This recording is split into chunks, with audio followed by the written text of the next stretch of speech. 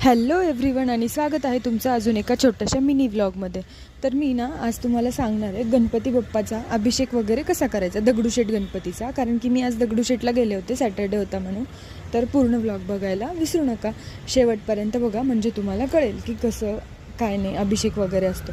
मी निघाले मग आणि पोहोचले गणपती बाप्पाला। आमच्या रूमपासून जवळच एक दगडूशेठ गणपतीचं मंदिर आले आणि बघते तर काही इथं इतकी गर्दी होती भयंकर, सॅटर्डेमुळे संडेमुळे चालायला सुद्धा जागा नव्हती। तरी असं छोट्याशा जागेतून रस्ता काढत काढत गेले मी गणपती बाप्पाच्या तिथंपर्यंत। आधी इकडनं तर बाहेरूनच दर्शन घेतलं गणपतीचं आणि मग आतमध्ये गेले तिकडून समोरच्या साईडनी। तिथं गेले, पेढे वगैरे प्रसाद घेतला गणपतीचा। तिथं भरपूर सारे शॉप्स आहेत, तिथं तुम्ही कुठून पण घेऊ शकता प्रसाद, जिथून हवा आहे तुम्ही तुम्हाला तिथून मग मी घेतला प्रसाद आणि मला करायचा होता गणपती बाप्पाला अभिषेक। दैनंदिन जो अभिषेक असतो ना तो तिथं 251 रुपयाला पास भेटतो, तो काढायचा। तिथं स्कॅनर असतं, भेटतं आपल्याला, मग ते दाखवायचं तिथल्या काकांना आणि मग ते आपल्याला आतमध्ये सोडतात डायरेक्ट दर्शनासाठी। इथून मग आपण आतमध्ये गेलो की गणपती बाप्पाचं छान दर्शन होतं। मग आपलं तिथं आरती पण चालू होती, आम्ही गेलो होतो तेव्हा। इतकं छान वाटत होतं ना, एकदम असं मन प्रसन्न झाल्यासारखं वाटत होतं।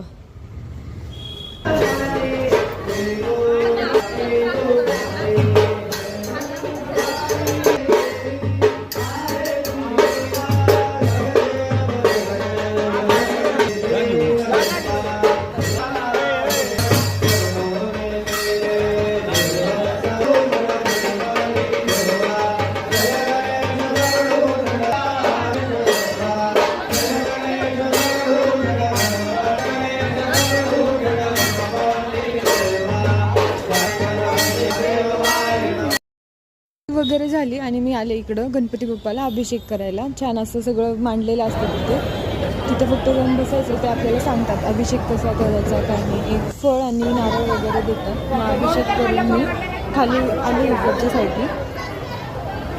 असं हे त्यांनी दिलं होतं गळ्यामध्ये गणपती बाप्पाचं छानसं। मग 1-2 फोटो पण काढले माझे। इतकं छान वाटत होतं ना अभिषेक झाल्याच्या नंतर। तुम्ही पण एकदा नक्की या आणि एकदा दैनंदिन अभिषेक नक्की करून बघा गणपती बाप्पाचा, एकदम छान वाटेल। व्लॉग आवडला असेल तर चॅनलला सबस्क्राईब करायला विसरू नका।